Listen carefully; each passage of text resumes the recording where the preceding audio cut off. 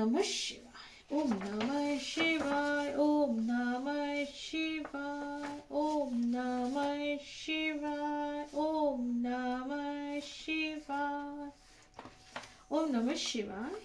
हे भोलेनाथ, प्यारे से भोलेनाथ, विश्व की शांति के लिए मैं ये शिव पुराण का पाठ कर रही हूँ। कृपया करके शिव जी सारे विश्व में शांति रहे, है ना।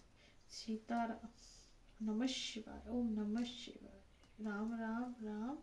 शिव जी बोलते हैं आपको राम जी का नाम बहुत प्यारा लगता है, तो राम राम राम राम, शिव जी राम राम राम। ओम नमः शिवाय, ओम गणेशाय, ओम नमः शिवाय, ओम नमः शिवाय। शिव पुराण अध्याय 4, अध्याय 4। ओम नमः शिवाय, ओम नमः शिवाय, ओम नमः शिवाय, ओम नमः शिवाय, ओम नमः शिवाय, ओम नमः शिवाय। चाचुला के प्रयास से शिव पार्वती जी के आज्ञा पाकर तुम्बकरुकु का विद्या पर्वत पर शिव पुराण कथा सुनकर बिंदुगन का पिशाच योनिक से उद्धार करना तथा उसे दोनों दंपति का शिव धाम पे सुखी होना। सूत जी बोले, शौनक, एक दिन परमानंद में निमग्न हुए चचुला ने उमा देवी के पास जाकर प्रणाम किया और दोनों हाथें जोड़कर उसे अपनी उसकी स्तुति करने लगी। चचुला बोले, गिरिराज नंदिनी स्कंद माता उमे, मनुष्य ने सदा आपका सेवा किया है। समस्त सुखों को देने वाले शुंभु प्रिय, आप ब्रह्म स्वरूपनी हो। विष्णु और ब्रह्मा आदि देवताओं द्वारा सेवित्र हो। आप ही सद्गुणा और निर्गुणा हैं तथा आप ही सूक्ष्म सच्चिदानंद स्वरूपनी आधा प्रकृति हो। आप ही संसार की दृष्टि, पालन और संहार करने वाली तीनों गुणों का आश्रय भी आप ही हैं। ब्रह्मा, विष्णु और महेश्वर इस तीनों देवताओं का आवास स्थान तथा उसकी उत्तम प्रतिष्ठा करने वाली परमाशक्ति आप हैं। सूत जी कहते हैं, शौनक, यदि सदगति प्राप्त हो चुकी थी तो चुकी थी वह चचुला इस प्रकार महेश्वरी पत्नी उमा की स्तुति करके सिर झुकाए चुप हो गए। उसके नेत्रों में प्रेम के आंसू उमड़ रहे थे। वह करुणा से भरी हुई शंकर प्रिया वक्त भलवा पार्वती देवी से चचुला का संबोधित करके बड़े प्रेम से इस प्रकार कहा। पार्वती बोली, सखी चचुले सुंदरी, मैं तुम्हारी इस की गई इस स्तुति से प्रसन्न हूँ। बोलो, क्या वर मांगती हो? तुम्हारे लिए मुझे कुछ भी अदेय नहीं है। चचुला बोली, निष्पाप गिरिराज कुमारी, मेरा पति बिंदुकर इस समय कहाँ है? उसकी कौन सी गति हुई है यहाँ मैं नहीं जानती। करुणामय दीन वत्सले, मैं अपनी उस पति देव से इस प्रकार संयुक्त हो गई हूँ, जैसे ही उपाय कीजिए महेश्वरी। महादेवी, मेरे पति एक शूद्र जातीय वैश्य के प्रति आश्रित थे और पाप में डूबे रहते थे। इसकी मृत्यु मुझसे पहले हो गई थी। ना जाने वो किस गति को प्राप्त हुए। गिरिजा बोली, तुम्हारी बिंदुगन नामक पति बड़ा पापी था। उसका अंतकरण बड़ा ही दूषित था। वैश्य का उपभोग करने वाला वह महागूढ़ मरने के बाद नरक में पड़ा। अनगिनत वर्षों तक नरक में नाना प्रकार के दुख भोग कर वह परमात्मा पापात्मा अपने शेष पापों को भोगने के लिए विद्या पर्वत पर पिशाच हुआ। इस समय वह पिशाच अवस्था में है और नाना प्रकार के कलेश उठा रहा है। वह दुष्ट वही वायु पीकर रहता है और सदा सब प्रकार से कष्ट सहता है। सूत जी बोले, शौनक, गौरी देवी की यह बात सुनकर उत्तम व्रत का पालन करने वाले चंचुला इस प्रकार पतित के महान महान दुख से दुखी हो गए। फिर मन को स्थिर करके वह ब्रह्मन पत्नी ने कथित हृदय से महेश्वरी को प्रणाम करके पुनः पूछा। चंचुला बोली, महेश्वरी महादेवी, मुझ पर कृपा कीजिए और दूषित क्रम व करने वाले मेरे उस दुष्ट पति का अब उद्धार कर दीजिए। देवी, उचित बुद्धि वाले मेरे उस पापा आत्मा पति को किस प्रकार से उत्तम गति प्राप्त हो सके या शीघ्र बताइए, आपको नमस्कार है। पार्वती जी कहा, तुम्हारे पति यदि शिव पुराण की पुण्य में उत्तम कथा सुने तो सारा दुर्गति को प्राप्त करके वह उत्तम गति को भागी हो सकता है। अमृत के समान मधुर अक्षरों से युक्त गौरी देवी का यह वचन आदर पूर्वक सुनकर चंचुला हाथ जोड़कर मस्तक झुका के उन्हें बार प्रणाम किया और देवी और अपने पति के समस्त पापों को शुद्ध तथा उत्तम गति को प्राप्ति के लिए पार्वती देवी से प्रार्थना की। मेरे पति को शिव पुराण सुनाने की व्यवस्था होनी चाहिए। वह ब्राह्मण पत्नी के बार बार प्रार्थना करने पर शिव प्रिया गौरी देवी को बड़ी दया आई। वह भक्त वत्सला महेश्वरी गिरिराज कुमारी ने भगवान शिव की उत्तम कीर्ति का गान करने वाले गंधर्वराज तुम्बकरु को बुलाकर उसने प्रश्न पूर्वक इस प्रकार कहा, तुम्बकरु, तुम्हारी भगवान शिव में प्रीति है। तुम मेरे मन की बातों को जान मेरे अभिष्ट कार्य को सिद्ध करने वाले हो, इसलिए मैं तुमसे यह बात कहती हूँ, तुम्हारा कल्याण हो।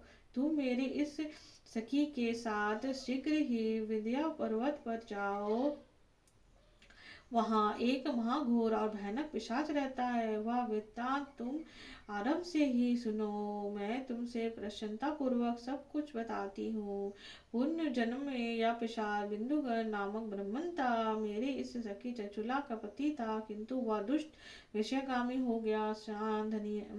संध्या आदि निष्काम छोड़कर अपवित्र रहने लगा। क्रोध के कारण उसका बुद्धि भ्रष्ट हो गई थी। वह बुद्धि पवित्र हो गया तो क्रोध के कारण उसकी बुद्धि मूढ़ता छा गई थी। वह कर्तव्य का विवेक नहीं रहा कर पा रहा था। अब भक्षण, सज्जनों से द्वेष और दूषित वस्तुओं को दान करता, यही उसका स्वभाव कर्म बन गया था। वह अस्त्र से लेकर हिंसा करता, बाएं हाथ से खाता, दीनों को सताता और कुटता पूर्वक पराये घर में आग लगा देता था। चांडालों से प्रेम करता, प्रतिदिन वेश्या के संपर्क में रहता। वह दुष्ट था और पापी अपनी पत्नी का परित्याग करके दुष्टों के संगम में आनंद मनाता था। वह मृत्यु उपरांत दुराचार में फंसा रहा और अंतकाल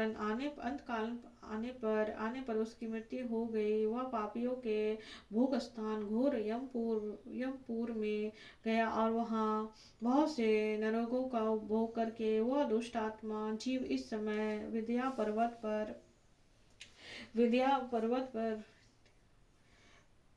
पर पिशाच बना हुआ है। वह दुष्ट पिशाच अपने पापों का फल भोग रहा है। तुम उसके आगे यत्र पूर्वक शिव पुराण की इस दिव्य कथा का प्रवचन करो, जो परम पुण्यमयी और समस्त पापों को नाश करने वाला शिव पुराण की कथा का श्रवण करके दुष्कृत पुण्य क्रम है, श्रवण करके उत्कृष्ट पुण्य क्रम है। इससे इसका हृदय शीघ्र ही समस्त पापों से शुद्ध हो जाएगा और प्रेत योनि का परित्याग कर देगा। उस दुर्गति से मुक्त होने पर बिंदुकर नामक पिशाच को मेरी आज्ञा से विमान पर बैठाकर मेरे भगवान शिव के समीप ले आओ। सूत जी कहते, शौनक महेश्वरी उमा के इस प्रकार आदेश देने पर गंधर्वराज तुमको मन ही मन बड़े प्रसन्न हुए। उन्होंने अपने भाग्य की सराहना की। बस तत्पश्चात उसे पिशाच की सती साध्वी पत्नी चचुला के साथ विमान पर बैठाकर नारद के प्रिय मित्र तमुर्गु वेद पूर्वक विंध्याचल पर्वत पर गए। वहां एक पिशाच रहता था। वहां उन्होंने उस पिशाच को देखा। उसका शरीर विशाल था, टेढ़ी बहुत टोड़ी ठोठी बहुत बड़ी थी। वह कभी हंसता, कभी रोता, कभी उछलता। उसकी आकृति बड़ा विकराल थी। भगवान शिव की उत्तम कृति का गान करने वाले महाबली तुमुकनु ने अत्यंत भयानक पिशाच को पाशों द्वारा बांध दिया। तुरंत तुमुकनु भगवान शिव की कथा वाचने के लिए निश्चित करके वहाँ उत्सव युक्त स्थान और मंडप आदि की रचना की। इतने में संपूर्ण लोकों में बड़े वेग से प्रचार हो गया कि देवी पार्वती की आज्ञा से यह पिशाच का उद्धार करने के उद्देश्य से शिव पुराण की उत्तम कथा सुनाने के लिए तुमको विंध्याचल पर्वत पर गए हैं। फिर वह उस कथा को सुनने के लोभ से बहुत से महर्षि भी वहां शीघ्र ही आ पहुंचे। आदर पूर्वक शिव पुराण सुनाने के लिए आए हुए लोगों का उस पर्वत पर बड़ा ध्रुव और वहां कल्याणकारी समाज जुट गया। फिर तुमरुकुन ने उस पिशाच को पासों से बांधकर आसन पर बिठाया और हाथों में बिना लेके गौरी पति की कथा गान आरंभ की। पहले अर्थात विदेश्वर संहिता से लेकर 7वें वायु संहिता तक महात्म्य सहित शिव पुराण की कथा का उन्होंने स्पष्ट वर्णन किया। सातों संहिताओं सहित शिव पुराण का आदर पूर्वक श्रवण करके वे सब श्रोता पूर्वक कृतज्ञ हो गए। इस परम पुण्यमय शिव पुराण को सुनकर इस पिशाच ने अपने सारे पापों को धोकर इस पिशाच शरीर का त्याग दिया।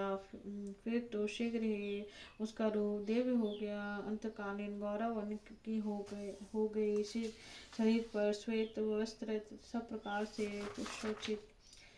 पुष्पोचित आभूषण उसके अंगों का उद्दृशित करने लगे। वह त्रिनेत्र चंद्रशेखर रूप को हो गया। इस प्रकार देवधारी होकर श्रीमान बिंदुकर अपने प्रिय वल्लभ चचुला के साथ स्वयं भी पार्वती वल्लभ भगवान शिव का गुणगान करने लगा। उसकी स्त्री को इस प्रकार देव रूप से शोभित देख सभी देवऋषि बड़े विस्मित हुए। उसका चित्त परमानंद से परिपूर्ण हो गया। भगवान महेश्वर का अद्भुत चरित्र सुनकर वे सभी श्रोता परम कृतज्ञ हो प्रेम पूर्वक श्री शिव जी का यशोगान करते हुए अपने अपने धाम को चल गए।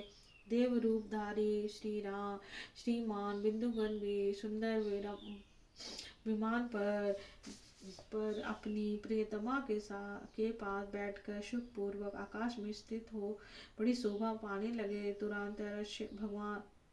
तुरांतर महेश्वर के सुंदर और मनोहर गुणों का गान करते हुए वह अपनी प्रियतमा तथा तुमरों के साथ शीघ्र ही शिव धाम में जा पहुंचे। वहां भगवान महेश्वर तथा पार्वती देवी ने प्रसन्नता पूर्वक तुमरुक बिंदुगण का बहुत सत्कार किया और उसे अपने पार्षद बना लिया।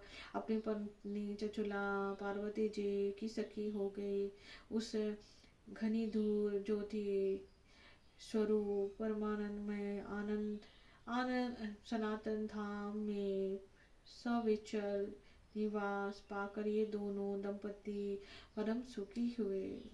ओम नमः इति शिव पुराण अध्याय 4 समाप्तम्। ओम नमः शिवाय। ओम नमः शिवाय। ओम नमः शिवाय। ओम नमः शिवाय। ओम